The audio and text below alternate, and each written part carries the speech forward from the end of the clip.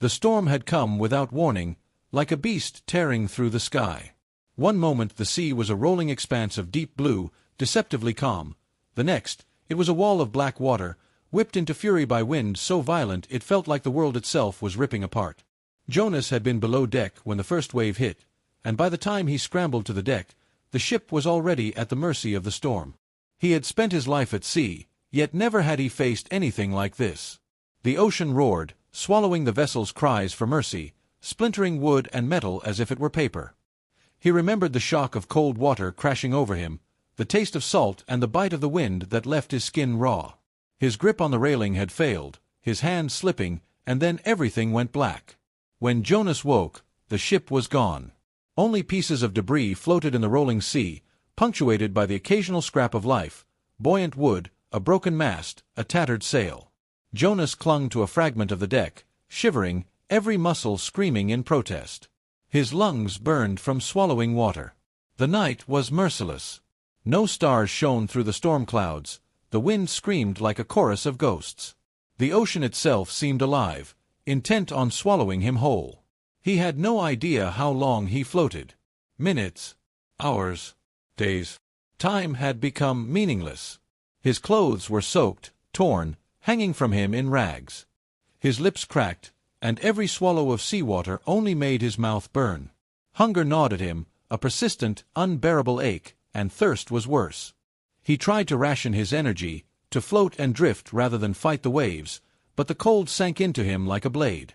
On the third day, Jonas caught sight of something small, a cocoon of debris that could keep him afloat. Desperation lent him strength.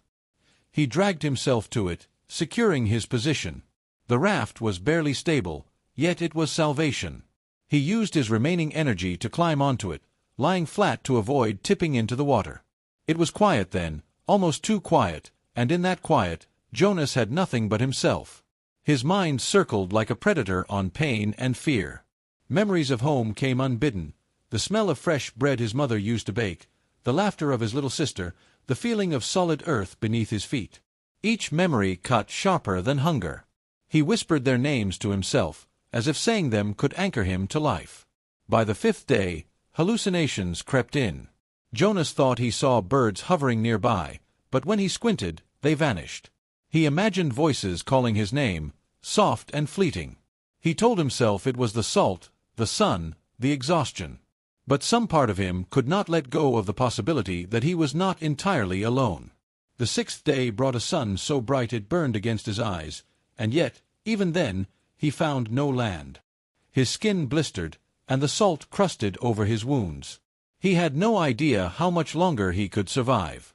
At night, the darkness seemed thicker, pressing down on him, and he slept in brief, terrified bursts, dreaming of the waves claiming him, dream after dream blending seamlessly into waking. On the seventh day, as he drifted, Jonas's body trembled with exhaustion, and a strange serenity settled over him. Maybe the ocean had claimed him.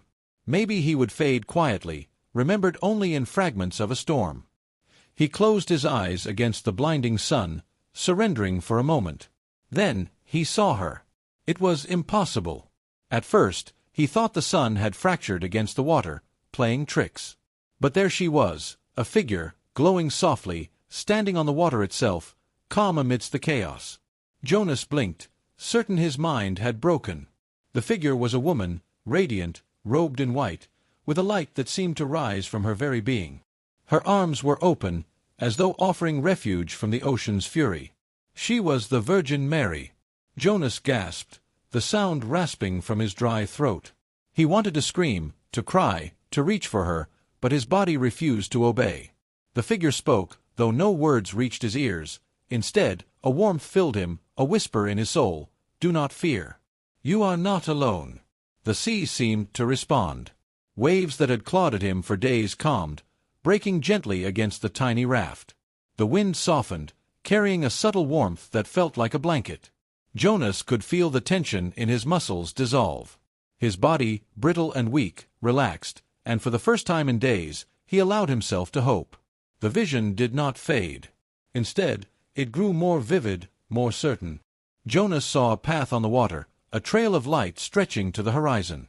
He wanted to stand, to walk, but his legs could barely hold him. He crawled along the raft, following the radiant path, every inch a struggle, yet every inch driven by faith. Hours seemed to pass in moments, or perhaps moments passed as hours. It no longer mattered. What mattered was survival, and the impossible, the miraculous. Jonas clutched the makeshift raft and whispered prayers he had never spoken before. Then, he heard a sound, distant, yet unmistakable. A hum, soft at first, growing louder. Not the ocean, not the storm, but the low, steady pulse of something alive. Jonas lifted his head, squinting toward the horizon, and saw it, a ship. Not a ghost, not debris, but a real, steel-hulled ship, gliding across the waves. It was drawn toward the trail of light, as if guided by the very force that had kept him alive. Jonas's strength, renewed by hope and sheer will, carried him forward. He waved, weakly at first, then with the force of a man reborn. The crew noticed him. Shouts of alarm turned into calls for help, and soon a rope was thrown. Hands, real, solid human hands, grabbed him, lifting him from the raft and into safety. Wrapped in blankets, Jonas shivered, not from cold but from awe. The crew whispered about the storm, about the miracle of finding him adrift after so many days. Jonas said nothing at first, only stared at the horizon where the figure had appeared. But when he finally spoke, his voice was hoarse yet certain. "I saw her. She saved me. She guided me here." The crew exchanged glances, some skeptical, some silent, perhaps afraid to question the impossible. Jonas did not care. He had been to the edge of death and found a hand reaching out, a light piercing the darkness. Days later, when he returned to the mainland, the story of the shipwreck and his survival spread. Newspapers hailed him as lucky, but Jonas knew it was more than luck. He had been lost, alone, and staring into the abyss. But then, a miracle had found him when all hope seemed gone. Even years later, when he recounted the tale, his eyes would mist over. Not with sadness, but with the memory of awe, the knowledge that in the vast, merciless ocean, he had not been alone. Something greater had reached down, guided him, saved him. And for Jonas, that was enough. Even after he was rescued, the ocean's memory clung to Jonas like salt on sunburned skin. Every night, in his small cabin aboard the rescue vessel, he dreamed of the endless blue, of waves that could crush him as easily as a child's toy. His body was slowly regaining strength, but his mind was fractured, haunted by fragments of those 7 days. He saw shadows flicker in the corner of his vision, waves that moved with intention, and sometimes, in the dead of night, he could swear he felt the soft warmth of the figure's presence beside him. The crew tried to distract him, bringing food, insisting he rest. But every bite of solid food burned his throat, every movement reminded him of the weightless struggle for survival. Jonas wanted to explain, to tell them about the woman who had appeared above the waves, guiding him like a beacon, but he hesitated. Who would believe such a thing? A man lost to the sea, claiming he had been saved by the Virgin Mary herself? Skepticism would swallow the story whole. Still, he felt compelled to recount it, first in whispers to himself, then to the ship's captain. The captain, a grizzled man with eyes like worn leather, listened in silence, nodding slowly. "Sometimes," the captain said, his voice low and gravelly, "there are things out there that don't make sense. You survived. That's all that matters." But Jonas could not let it rest there. He needed to understand, to grasp what had happened. During the day, he traced the path of the sun across the water in his mind, trying to rationalize the miracle. He remembered every detail, the robes that glowed, the calm that spread across the waves, the trail of light leading to salvation. It wasn't just hope. It was presence, tangible and undeniable. As the days passed and the ship made its way back to port, Jonas began to notice small signs in the world around him, subtle reminders of that miraculous moment. A sudden calm in the wind, a bird hovering where it shouldn't, the shimmer of sunlight reflecting like a beacon on the water. He started jotting these down in a journal, at first instinctively, then with intent. It became a kind of ritual, a way to anchor himself to what he had lived through. Yet, the more he recorded, the more restless he became. The ocean called to him, its pull a constant ache. He could not explain why, but a part of him longed to return, not recklessly, but to face the vast expanse again, to understand the boundary between life and death, miracle and chance. One night, after the rescue ship docked and he had returned to solid ground, Jonas walked along the beach near the port. The stars above were bright, unbroken by city lights, and the scent of salt and seaweed brought a chill to his skin. He knelt at the water's edge, dipping his fingers into the cold waves. The memory of the storm, the fury, the isolation, rose in him, and with it, a trembling recognition of how close he had come to surrendering to the ocean. And then, as if drawn by his need, the vision returned. This time it was different, less distant, more immediate. He saw the figure in the foam of the waves, hands extended, a subtle smile on her face. Jonas's heart raced, but he did not panic. He had learned fear in the rawest form, and now he felt awe. "You are here again," he whispered. The waves shimmered, and for a fleeting moment it seemed the water itself lifted him, buoyed him, encouraging him to trust, to believe. He closed his eyes, letting the memory flood him, and a peace settled over his chest. For the first time since the shipwreck, Jonas felt fully alive, not just in body, but in spirit. But reality always intrudes. As he opened his eyes, the vision faded, leaving only the ordinary night sky and the steady rhythm of the waves. Yet the calm lingered, a residue of the miracle that had saved him. Jonas realized that the ocean, once a place of terror, was now a reminder of endurance, of hope, and of something inexplicable yet undeniable. In the weeks that followed, Jonas found himself drawn back to stories of survival at sea, reading accounts of sailors, shipwrecks, and miraculous rescues. He studied tides and currents, the behavior of storms, and the subtle signs that could mean life or death. Each piece of knowledge fortified him, gave structure to the chaos he had endured. Yet, nothing could erase the memory of the figure, standing serene amidst the fury, guiding him to life. It was during one of these reading sessions that Jonas first began to write his own account. He hesitated at the start, unsure whether to frame it as a fantastical tale or a factual report. But the more he wrote, the more the words poured out with clarity. He described the shipwreck, the relentless storm, the solitary struggle for survival, and finally, the moment that defied explanation, the figure of light that led him to rescue. As he wrote, he realized something profound. The miracle was not just in being saved, but in the journey itself. Every desperate hour, every ache of hunger and thirst, every brush with death had brought him to that point of revelation. He could not undo the suffering, nor would he want to erase it. It had forged a new understanding of life, of faith, of resilience. Yet even as he finished the account, Jonas felt a shadow of unease. A nagging question lingered. Had the vision been a hallucination, born of delirium and exhaustion, or something more? The doubt gnawed at him, but he quickly realized that it did not matter. The experience had changed him irreversibly. Whether real or imagined, it had carried him through death to life. Then, one evening, months after his return, Jonas received a letter. It was from a local parish, a simple envelope bearing no return address. Inside was a small note and a photograph, an image of the coastline near the port, taken from a lighthouse. In the photograph, amidst the waves, there appeared a subtle shimmer of light, almost imperceptible, but unmistakably there. The note read simply, "Sometimes, faith is its own witness." Jonas held the photograph to his chest, tears brimming in his eyes. He had sought proof, had questioned reality, had doubted the extraordinary. And yet, here it was, a reminder that miracles do not always announce themselves loudly. Sometimes, they exist in the quiet, in the subtle guidance that saves a life when all else fails. He placed the photograph on the mantel in his home, a permanent emblem of that moment when the impossible had entered the world and touched him. And though he continued to live a life anchored on earth, he walked with a sense of reverence, of humility, and of enduring wonder. Jonas never ventured far from the sea again, not recklessly. But he would walk the shore at dawn, feeling the pull of the waves and the warmth of the sun on his face, remembering the voice in his soul, the hands of light that had saved him, and the lesson that even in the most merciless of storms, there exists a chance, however slim, for grace. And though the world around him carried on with its banalities and chaos, Jonas carried within him the ocean, the storm, and the miracle.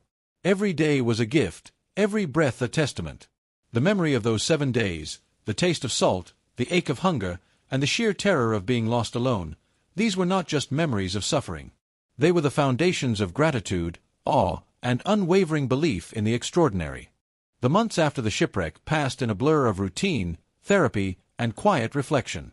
Jonas had returned to his coastal town, settling into a small, rented cottage overlooking the sea.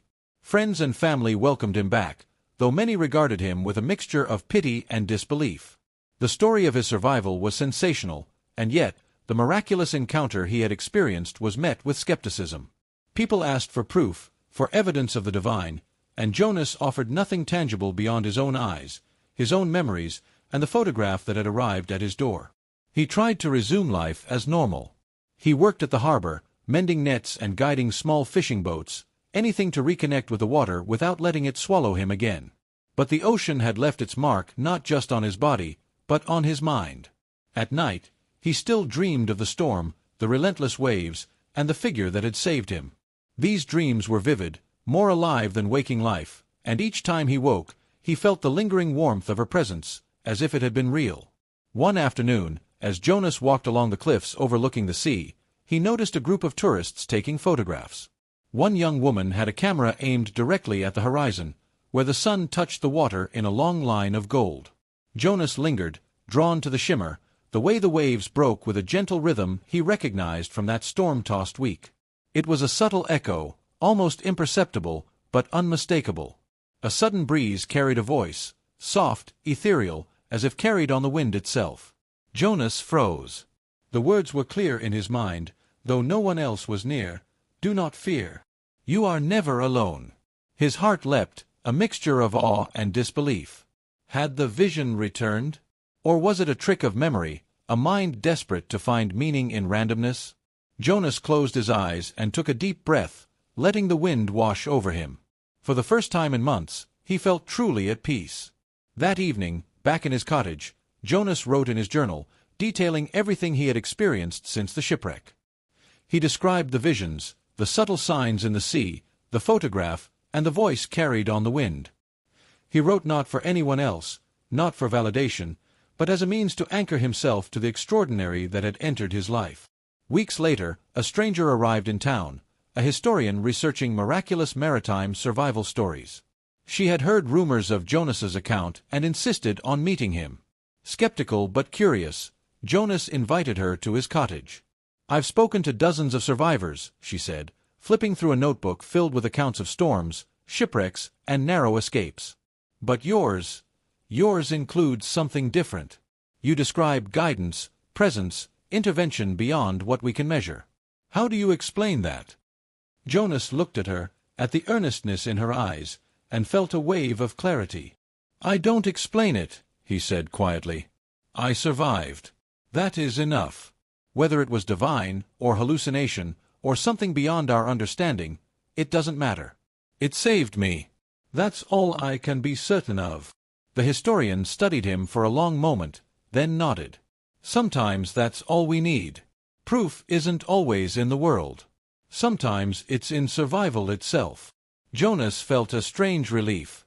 He had spent months grappling with disbelief, both his own and that of others, but in that moment he realized he no longer needed external validation. The miracle had already left its mark. He could feel it in his bones, in his cautious reverence for the sea, in the quiet humility that guided his steps. Over time, Jonas began visiting the sea regularly, walking the shores at dawn, watching the waves, listening to their rhythm. Each day, he left a small offering, a coin, a flower, a whispered prayer, tokens of gratitude for a life spared. He did not know if the figure he had seen would ever appear again, but the act itself became ritual, a way to honor the mystery that had changed him forever. Then, one night, after a storm that shook the coast but spared the town, Jonas saw something unusual. The waves had calmed, but a thin mist hovered above the water. A single figure emerged, almost as if drawn from the fog itself. This time, Jonas did not flinch. He recognized the robes, the serene presence, the subtle glow. The figure spoke, though no sound reached Jonas's ears. Instead, a warmth spread through him, deeper than before, touching every corner of his being. "You have learned. You have endured. You have not forgotten." Jonas fell to his knees, overcome with gratitude and awe. He did not ask for another miracle. He did not need one.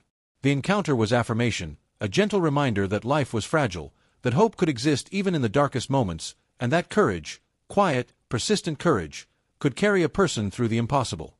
The next morning, the mist had vanished. The sea was calm, the sun rising in a golden arc over the horizon. Jonas walked along the shore, the wind on his face, the memory of the figure etched forever in his mind. And as he walked, he realized something extraordinary. He no longer feared the ocean, nor the storms it could bring. He had faced death, he had been guided to life, and now, he carried within him an unshakable certainty. Faith, in its purest form, was not about proof, but about trust in the unseen and courage in the known. Years later, Jonas would recount his story to anyone who asked, careful to separate what was witnessed from what could not be explained. He spoke of the shipwreck, the days adrift, the exhaustion and hunger, and of the moment the figure appeared, a presence that had guided him through the worst hours of his life. Skeptics dismissed him. Believers were inspired. Jonas no longer cared. He knew what he had lived, what he had seen, and what had carried him from death to life. And then, the final quiet revelation settled over him. The miracle had never been just in the vision, or the trail of light, or even the rescue. The true miracle was the endurance of the human spirit, the will to survive, to hope, and to believe when all else seemed lost. The Virgin Mary had been the guide, the symbol, the light, but Jonas had had to take the steps, fight for each breath, cling to life with every ounce of strength. In that knowledge, he found peace. The ocean no longer terrified him. It reminded him of resilience, of awe, of the thin line between despair and salvation. He would walk the shores for the rest of his life, leave small offerings, whisper thanks, and honor the day he had been lost, and found, forever changed. Sometimes, when the wind carried a certain warmth, or the waves shimmered at dawn, Jonas could swear he heard a whisper in the distance, "You are never alone."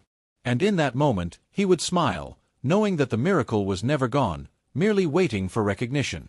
Jonas's story became legend along the coast, not for the shipwreck itself, but for the reminder it offered, that even in the coldest, darkest, most merciless places, hope could appear, faith could guide, and life could be preserved by forces beyond understanding. And for Jonas, the man who had drifted alone for 7 days on a broken raft, that knowledge was worth more than survival itself. The ocean had taken almost everything, yet it had given back something infinitely greater.